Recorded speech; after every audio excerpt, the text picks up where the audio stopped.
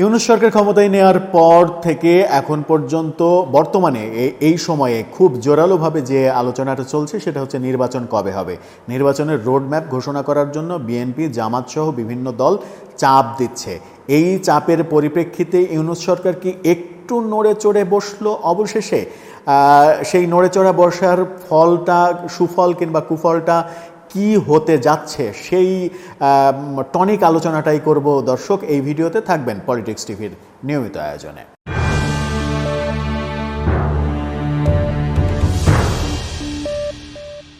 বলছিলাম, বর্তমান সরকার ক্ষমতায় নেয়ার পর থেকে বিভিন্ন দলের যে দাবি, নির্বাচনের রোডম্যাপ ঘোষণা করা, নির্বাচনের তারিখ ঘোষণা করা, বেশি ডিলে করলে সেটা মেনে নেওয়া হবে না, এরকম নানা কথাবার্তা চলছিল। এরই প্রেক্ষিতে বর্তমান সরকার রাজনৈতিক দলগুলোর সঙ্গে সংলাপে বসতে যাচ্ছে। আগামী শনিবার থেকে এই সংলাপ শুরু হবে।